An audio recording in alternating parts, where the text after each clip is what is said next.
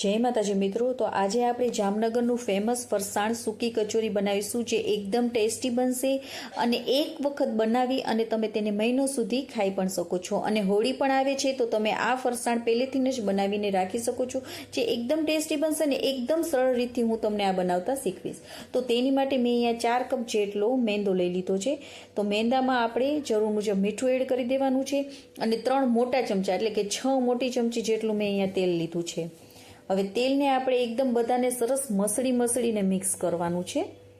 એકદમ સરસ મસળીને મિક્સ કરશું. આવી રીતે આપણે મુઠિયા વડે તેવું આપણે મસળીને મિક્સ કરવાનું છે. આવા મુઠિયા પડવા જોઈએ. જો તમારે મુઠિયા ના પડતા હોય ને તો તમારે તેલ થોડું વધારે નાખી દેવાનું, તો જ આ તમારી કચોરી એકદમ ક્રિસ્પી અને ફરસી બનશે. હવે મેં અહીંયા 9 શેકું પાણી લીધું છે. 9 શેકા પાણીથી જ આપણે લોટ બાંધીશું. હવે થોડું પાણી નાખતા જશું અને તેને મસળીને આપણે લોટ બાંધી લેવાનો છે. આપણે લોટને બહુ કઠણ નથી બાંધવાનો. આપણે સમોસામાં ને એમાં આપણે જે કઠણ બાંધી છે તેવો કઠણ નથી બાંધવાનો. કચોરીમાં હંમેશા લોટ આપણો ઢીલો જ હોય છે. આપણે રોટલીનો જેવો લોટ કરીએ છીએ ને તેવો, બહુ કઠણ પણ નહીં અને બહુ ઢીલો પણ નહીં એવો લોટ બાંધવાનો. જો આવો લોટ બાંધવાનો છે. હવે લોટને આપણે 10 મિનિટ માટે ઢાંકીને રાખી દઈશું. ત્યાં સુધી આપણે કચોરીમાં જે ફિલિંગ ભરી છે, મસાલો ભરીએ છીએ તે કરી લઈએ. તો 2 મોટી ચમચી ધાણા, 1 ચમચી જીરું મોટી ચમચી, 1 ચમચી વરિયાળી, 4 થી 5 આખા મરી, 6 થી 7 લવિંગ અને 3 તજના કટકા મેં લઈ લીધા છે. હવે ગેસની ફ્લેમને ધીમી શરૂ કરીશું અને તેની આમ સરસ સુગંધ આવવા માંડે ત્યાં સુધી જ આપણે મસાલાને શેકવાનો છે. તો આપણી સરસ સુગંધ આવવા માંડી છે અને મસાલો શેકાઈ ગયો છે. તો ગેસની ફ્લેમને બંધ કરી 1 મોટી ચમચી તલ નાખી દઈશું. તલને આપણે ગેસની ચાલુ કર્યા વગર જ શેકી લેશું. આ મસાલા આપણા ગરમ જ હશે, માટે તે તલ આપણા સરસ શેકાઈ જ જશે. તો તલ પણ આપણા સરસ શેકાઈ ગયા છે. તો હવે આપણે તેને એક ડીશમાં લઈ લેશું અને એકદમ ઠંડુ પડવા દેશું. હવે આ મસાલા આપણા ઠંડા થઈ ગયા છે. તો હવે મેં અહીંયા નાનું મિક્સર જાર લઈ લીધું છે, તેમાં આપણે નાખી દઈશું જરૂર મુજબ મીઠું, 3 ચમચી કાશ્મીરી લાલ મરચું નાખીશું, તેનાથી તેનો કલર એકદમ સરસ આવશે. 1 ચમચી આપણે ગરમ મસાલો નાખવાનો, અડધી ચમચી હળદર એડ કરીશું, 1 ચમચી ધાણા જીરુંનો પાવડર, 1 ચમચી ચાટ મસાલો નાખીશું અને 4 ચમચી આપણે ખાંડ એડ કરી દઈશું.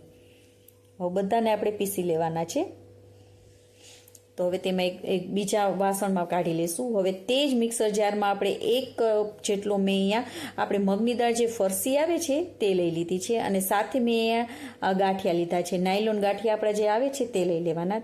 ભાવનગરી ગાંઠિયા આપણે કહીએ છીએ ને તે લઈ લેવાના. હવે તેને પણ આપણે પીસી લેશું. તમે ગાંઠિયાની જગ્યાએ ચેવડો પણ વાપરી શકો છો. ચવાણું જે આવે છે તે પણ નાખી શકો છો. હવે મેં અહીંયા અડધી ચમચી જેટલું તલ અને વરિયાળી આખા નાખ્યા છે, તેનાથી તેનો ટેસ્ટ એકદમ સરસ આવશે. અડધા કપ જેટલા મેં કાજુને ઝીણા સમારી લીધા છે તે નાખવાના અને કિસમિસના 2 કટકા કરી લીધા છે તે નાખી દઈશું. તેનાથી તેનો પણ ટેસ્ટ એકદમ સરસ આવશે. હવે બધાને આપણે મિક્સ કરી લેવાનો છે. હવે આપણા મસાલાને ખાટો મીઠો સ્વાદ આવે તેની માટે મેં આંબલીને છે ને એક લીંબુ જેવડી મોટી લીંબુ આવે એટલી આંબલીને પલાળી દીધી ગરમ પાણીમાં અને પછી તેને આપણે ગાળીને નાખી દેવાની, મિક્સ કરી દેવાની. તમે આની જગ્યાએ લીંબુનો રસનો પણ ઉપયોગ કરી શકો છો, પણ આંબલીથી તમારે આ કચોરી 1 મહિના સુધી એકદમ સારી જ રહેશે, બિલકુલ પણ બગડશે નહીં. હવે બધાને મિક્સ કરી લઈશું. જો તમારે મસાલો થોડો કોરો લાગતો હોય તો તેમાં 1 થી 2 ચમચી જેટલું તેલ પણ એડ કરી શકો છો. તો એકદમ સરસ રીતે આપણે બધાને મિક્સ કરી લેવાનું અને હવે આપણે તેના નાના ગોળ બોલ બનાવી લેવાના છે. ગોળ શેપ આપી દઈશું. આવી રીતે નાના બધા બોલને કરી લેવાના. આવી રીતે બધાને ગોળ શેપ આપી દેવાનો છે. તો આપણે બધા તૈયાર કરીને જ રાખી દેવાના. તેનાથી તમારે આ કામ ઝડપથી થઈ જશે. તો આપણા બોલ રેડી છે. તો હવે આપણો લોટ પણ એકદમ સરસ સેટ થઈ ગયો છે. તો એકવાર તેને મસળી લેવાનો આપણે. હવે તેના પણ આપણે મોટા આ મસાલાના જે આપણે બોલ વાળ્યા છે તેના કરતાં થોડા મોટા આપણે લુવા કરી લેવાના છે.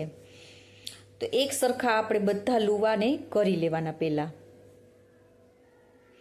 તો જો તમને એક બતાવી દઉં તો આવી રીતે આ આપણે લુવો કર્યો છે. તો આનાથી થોડો જ વધારે મસાલા કરતાં થોડો વધારે આપણે આ લુવો કરવાનો છે. થોડો જ વધારે કરવાનો લુવો. તો આવી રીતે આપણે બધા લુવા કરી લેવાના. તો હવે આપણે કચોરી બનાવવાનું શરૂ કરીશું. તો આવી રીતે આપણે લુવો કરી લીધો. હવે ફરતી સાઈડથી આપણે તેને પતલું કરવાનું છે અને વચમાંથી આપણે તેને જાડું જ રાખવાનું છે. મીન્સ ફરતી સાઈડથી આપણે પતલું કરી નાખશું અને વચમાંથી આપણે તેને જાડું રાખશું. કિનારી આપણે પતલી કરવાની. હવે તેમાં આપણે મસાલાનો જે બોલ છે તે રાખી દઈશું અને આવી રીતે તેને સીલ કરી નાખશું, ફોલ્ડ કરી નાખશું. બિલકુલ પણ આપણે મસાલો તેમાંથી આપણે બતાવવો ના જોઈએ અને એકદમ સરસ આપણે તેને બંધ કરી દેવાનું. તો જુઓ, એકદમ સરળ રીતે તમે આ કરી શકશો. તો આવી રીતે આપણે 4 થી 5 કરીને રાખી દેવાના. આવી રીતે કચોરીને પહેલાં આપણે 4 થી 5 કચોરી કરી લેશું અને સાઈડમાં આપણે તેલને પણ ગરમ કરવા મૂકી દઈશું. તેલ આપણે બહુ ગરમ પણ નહીં અને બહુ ઠંડુ પણ નહીં, તેવું જ કરવાનું છે. બહુ ગરમ નથી કરવાનું.